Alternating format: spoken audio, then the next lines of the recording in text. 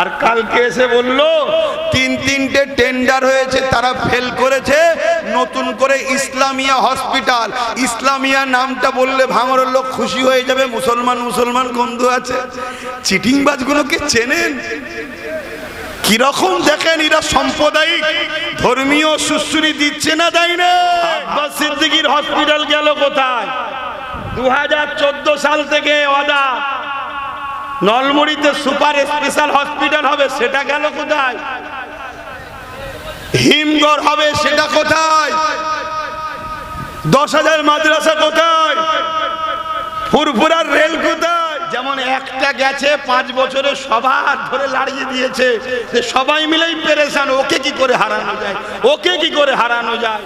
এই জন্য অন্য জায়গা থেকে বোম্বা দেখে নিয়ে এসছে, আয় স্পেশাল ট্রেনিং দিয়া তুই পারবি, আয়।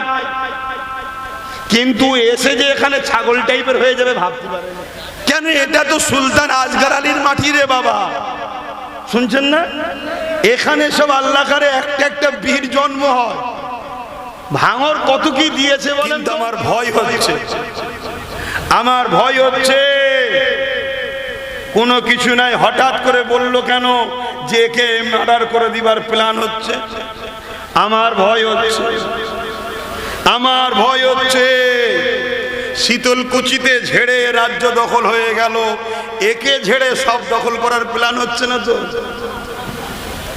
আমার ভয় হচ্ছে। কিছু বুঝতে পারছেন তো নাকি? এটা প্ল্যান না প্ল্যান নয়। এবারে কোনো ভাই বলতে পারে সব ঠিক আছে, রাজনীতির কথা বলছেন কেন?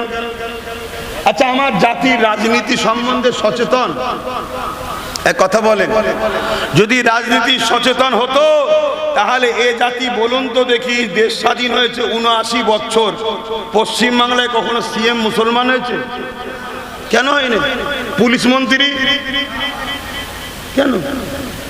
আজকের দিনে, আজকে নাই ভোট চলছে, এর আগে যতদিন ছিল কোন মুসলমান বড় মন্ত্রী ফন্ত্রী কেউ ছিল? আপনি একটা দুটোর নাম বলবেন, সব হাফ প্যান্ট, বুঝতে পারছেন তো নাকি? আদা। দ্বিতীয় নম্বর, যাকে মুসলমান বলছেন ওকে মুসলমান ভাবতেও সন্দেহ হয়। কেন? যখন ওয়াকাফের বিষয়ে বলল দিল্লি গিয়ে আন্দোলন করো, ওই মন্ত্রীগুলো একটা কারো মুখে কথা ছিল না যে আপনি এটা ভুল বলছেন। কারো মুখে ছিল? কেন? ওদের কাছে মসজিদ মাদ্রাসা আগে না, ওদের কাছে পথটা আগে। মসজিদ যাই জাগে যাক, মাদ্রাসা যাই জাগে যাক, আমার মাথায় লাল আলো জ্বলছে তো কাই কাই কাই, আমার আগে পুলিশ পিছনে পুলিশ, এতেই আমি ঠিক আছি। তাহলে এগুলো কি মুসলমান ভাববেন?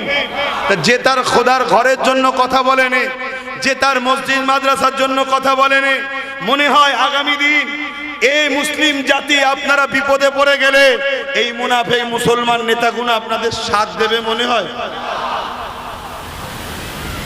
আপনি ভাবতে পারেন যে হুজুর সবই ঠিক ছিল এতক্ষণ, আপনি রাজনীতির কথা বলছেন কেন? এজন্য বলছি আমার জাতিকে রাজনীতির শিক্ষাটাও দিতে হবে। কারণ আমার ধর্মে ধর্মনীতি, সমাজনীতি, পরিবার নীতি, রাষ্ট্রনীতি, রাজনীতি, সম্প্রীতি নীতি, মানববন্ধন নীতি, বিজনেস নীতি, সব রকম শিক্ষা আমার ধর্মে আছে না না? এদেরকে সচেতন করবে কারা? মিথ্যুক, কাজ্জাব, চিটিংবাজ, প্রতারণাকারীরা। বলবেন তো 4.5 থেকে 5,000 লোককে যে বলবে 1 লক্ষাধিক লোক সে শিখাবে? মাঝে মাঝে হাসিও লাগে আর কান্নাও পাই যে আমাদের কপালে জোটও একটা সব। শুনছেন না? মাঝে মাঝে হাসিও পায়, আবার দুঃখে কান্নাও লাগে যে আমরা কি এতই বোকা মনে করে লোক?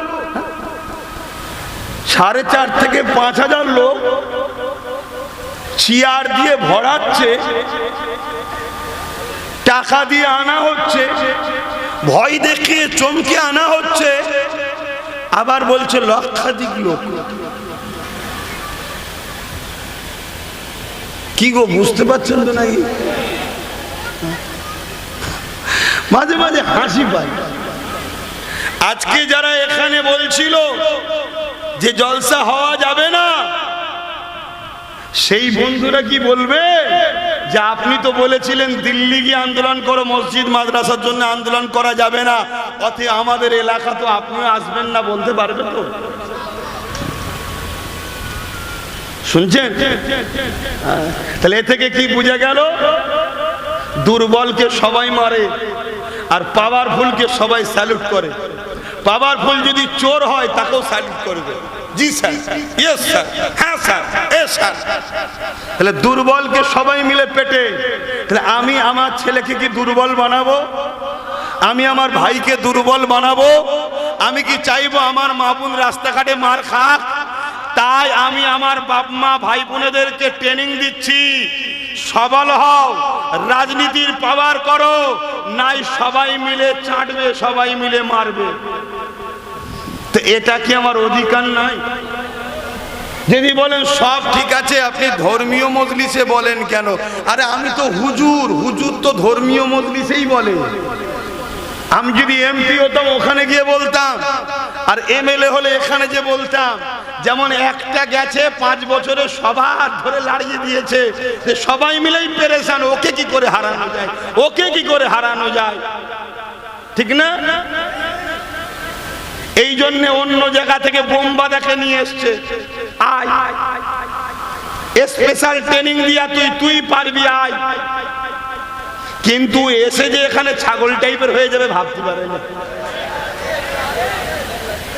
কেন? এটা তো সুলতান আজগার আলীর মাটি রে বাবা, শুনছেন না? এখানে সব আল্লাহ করে একটা একটা বীর জন্ম হয়। ভাঙর কত কি দিয়েছে বলেন তো? ভাঙর কলকাতার লোককে এখনো খাওয়াচ্ছে। কলকাতা সাহেবরা যদি মেসেজ যায়, শোনো, সময় থাকলে মাঝে মাঝে এসে ভাঙরের মানুষকে একটু সালাম টালাম, একটুখানি ভালোবাসা দেখিয়ে যাও। কেন? এরা দেয় বলে কলকাতার লোক খায়। এখান থেকে সব কাঁচামাল যায়, কলকাতার লোকেরা খেতে পায়। কলকাতার লোকেরা খাওয়ার পরে যেগুলো ড্রেনেজ করে, ক্লিয়ার করে, ওটাও আবার ভাঙরের বুকের ওপর দিয়ে যায়। কিন্তু সেই ভাঙরকে সবাই মিলে ঠকিয়েছে না ঠকাই রে? প্রশ্ন উঠছে আব্বাস সিদ্দিকীর ওপরে, যে আপনি হসপিটাল করবেন বলেছিলেন, হসপিটাল গেল কোথায়? উঠছে না? ওঠে না? ও আব্বাস সিদ্দিকীর হসপিটাল গেল কোথায়?